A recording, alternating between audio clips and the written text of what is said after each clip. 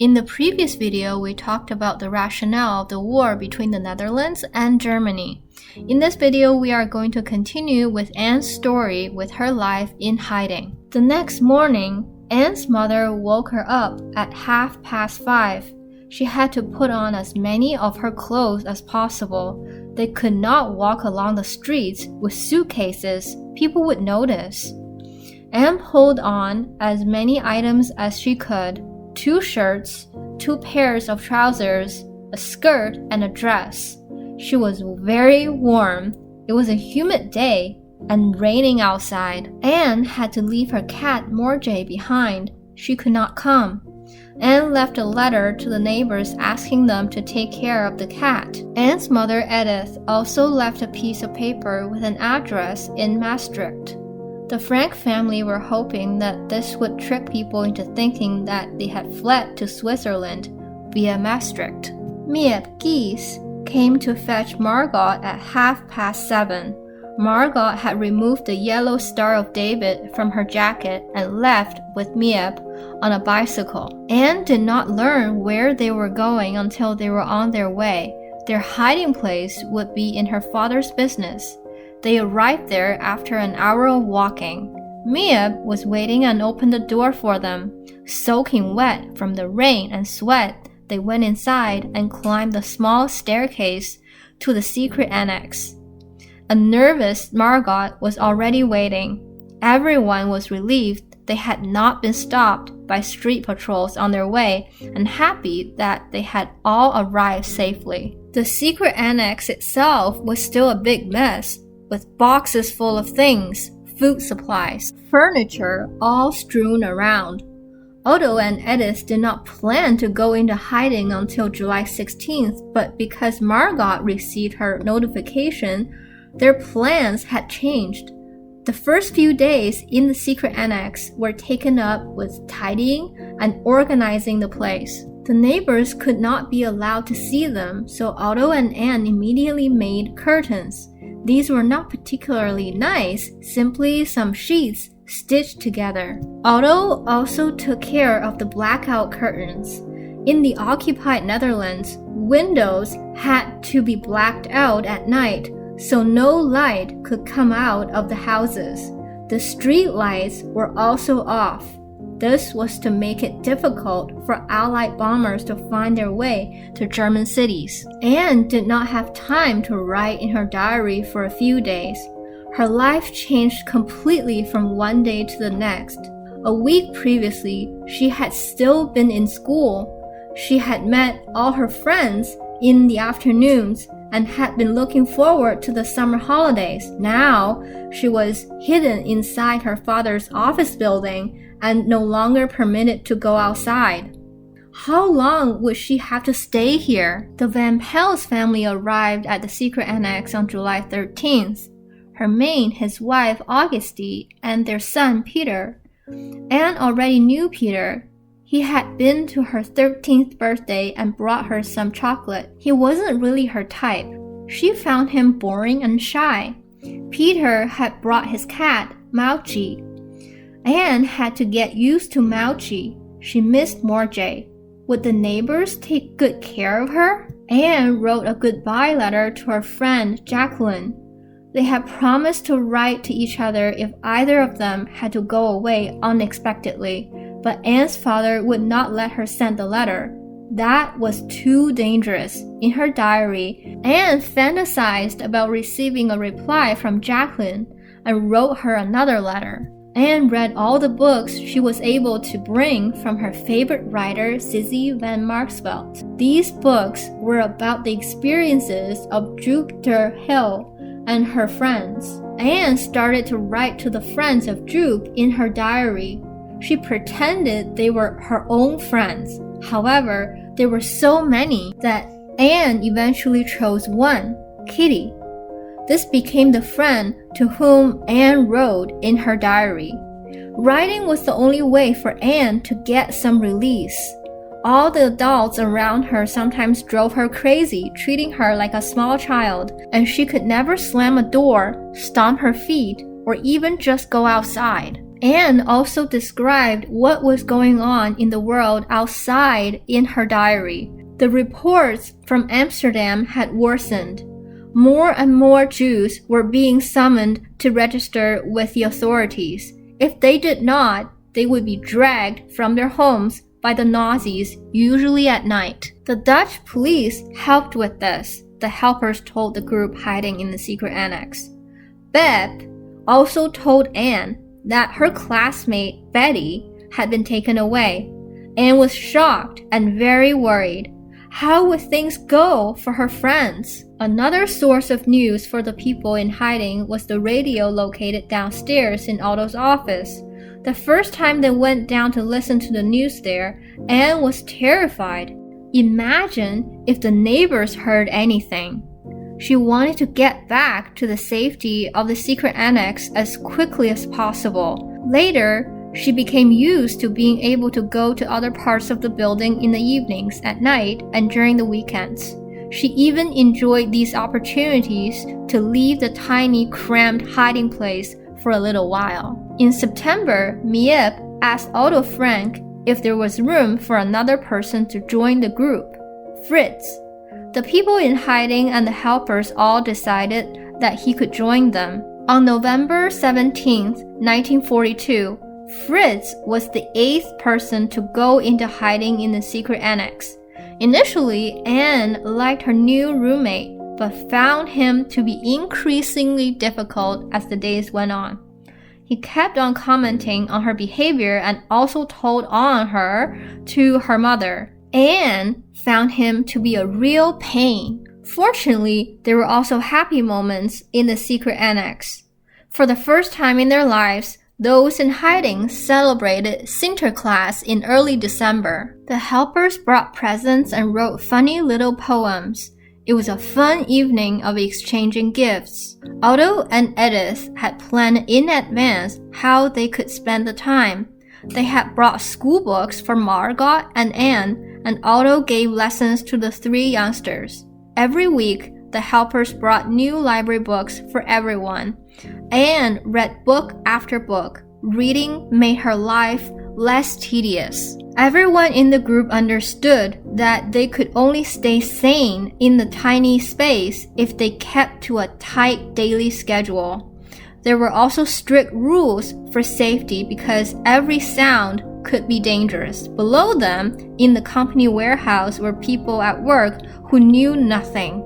They could not be allowed to find out that there were people hiding in the annex of the building. The waste pipe from the toilet in the secret annex went straight down to the warehouse.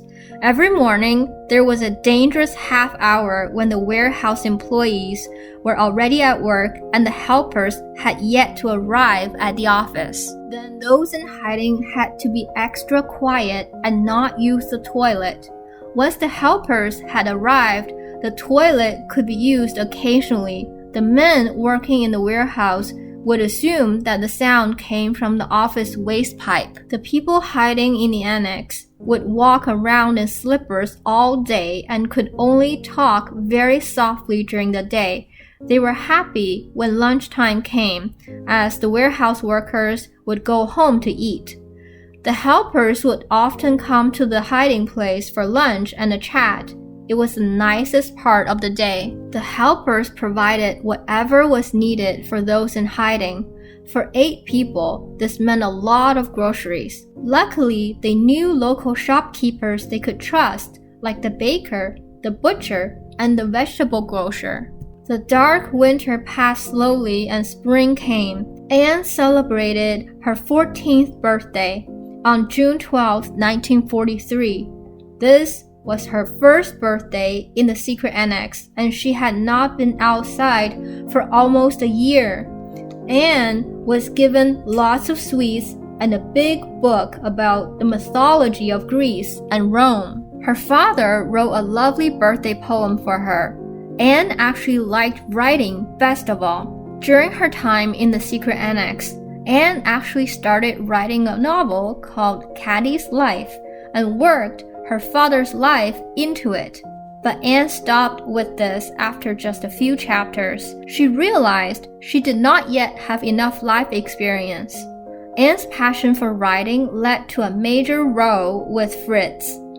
Anne wanted to sit at the table in their room, but he did too. Fritz was learning Spanish because he wanted to migrate to Chile after the war. Anne asked nicely if they could divide the time between them, but he did not want to do that. After asking a second time in vain, Anne asked her father for help. He talked with Fritz. Fritz finally relented. Anne could use the table 2 afternoons a week. Anne found life difficult in the secret annex. She missed Grandmother Hollander and wondered how things were for Hannah. She thought that Hannah and her other friends had been taken to a concentration camp. Anne could not help them. She could only pray for them. Her belief in God was a comfort and a great source of strength. Anne wrote in her diary letters to Kitty, but she very much wanted to talk with a real person about what was on her mind. Maybe Peter? She would go to see him in his room in the evenings. Before long, they were talking about everything, about their parents, their dreams, and also about love. Anne had not expected that she would get on so well with this boring boy. Peter and Anne fell in love. One evening, when they were sitting close together in Peter's room, they kissed for the first time. Anne's first real kiss. Over the following weeks, they would sit in the attic more often because they felt more freed up there. In Anne's opinion, there was nothing nicer than lying in Peter's arms, but sometimes she had her doubts. Did it happen too quickly? And what would her parents think? She confided in her father, but did not tell him that they were in love. Although Frank did not find this a problem at first, but later he had his doubts. The situation in the secret annex was very different from how it would be in normal world, where Anne would be able to meet and go out with other boys and girls. This is why he felt that Anne should spend less time with Peter. What if they had a row? Life in the secret annex was already difficult enough. Anne did not listen. She continued going to Peter. Otto told her off about this, and Anne was furious. She wrote her father a long letter. He could not treat her like she was a small child. She felt she had grown up more quickly than other girls and that this was due to her own merits. She wrote that her parents had not supported her in this. For Anne was simple. Her father should either trust her or forbid her to go to Peter.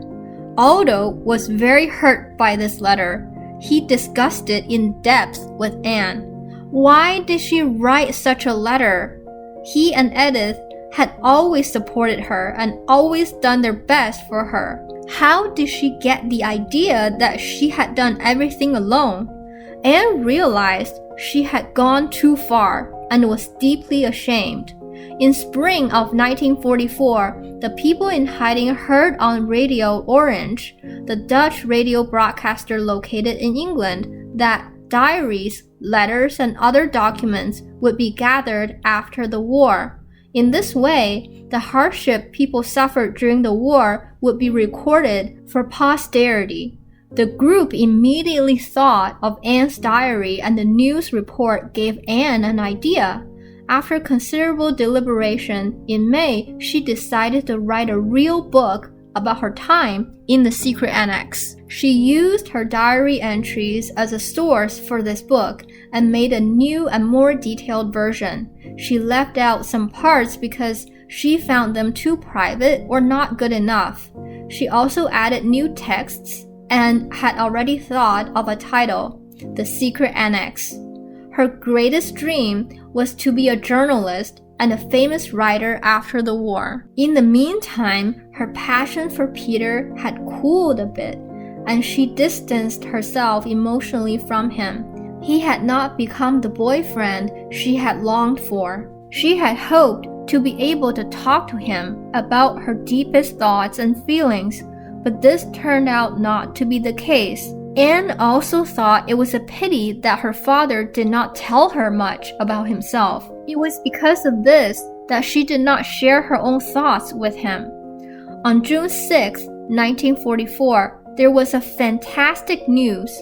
Thousands of Allied soldiers had crossed from Britain to France in ships and had landed on the French coast. They wanted to liberate all of the occupied countries and defeat Nazi Germany.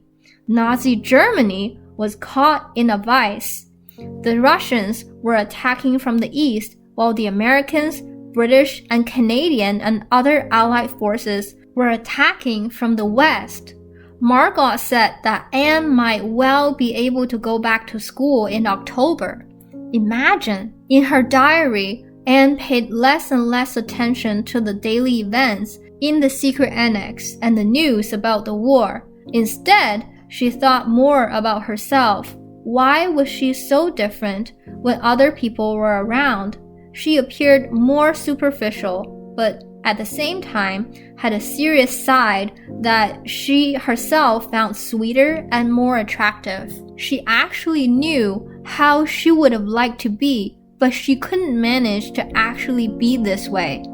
On Friday, August 4th, 1944, it started out just like every other day. The people in hiding got up, had breakfast, and were quietly passing the time. Suddenly, they heard the sound of stomping and clattering, and the bookcase that hid the entrance to the secret annex was pushed open.